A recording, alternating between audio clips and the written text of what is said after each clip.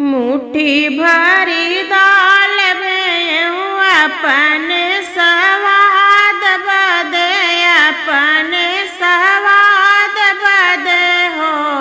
बहनी असकुल बोरना देवरवा ननदल आनई चला गए, ननद आनई चला गए हो।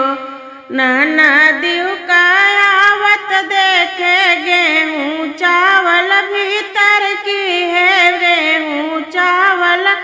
भीतर की है, कुलूरी बहर की है हो बहनी उहई देखी घबड़ई,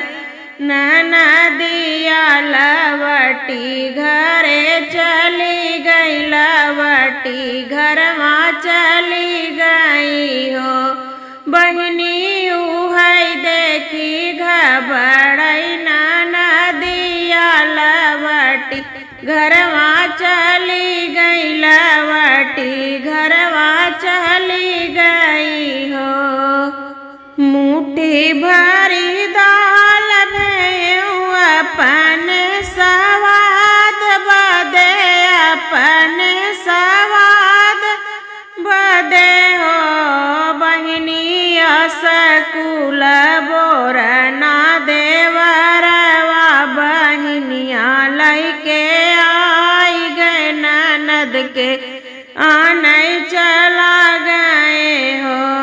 ननदी का आवत देखे खटिया मचिया भीतर की है, खटिया मचिया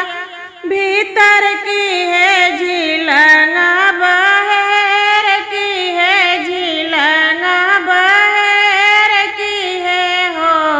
बहनी उहई देखी घबड़ई, ननदिया लवटी घरवा चली गई, लवटी घरवा चली गई हो।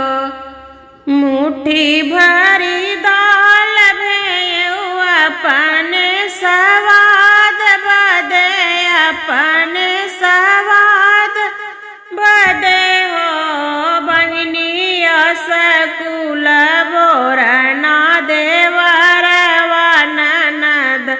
आनई चला गए, ननद आनई चला गए हो। ननदिव का आवत देखे गैया भैंसी भीतर की है, गैया भैंसी भीतर की है, सड़वा बहर की है हो बहनी उहई देखी घबड़ई, ननदिया लवटी घरवा चली गई, लवटी घरवा चली गई हो। ननदिव के आवत देखे देवरा जेठा भीतर की है, देवरा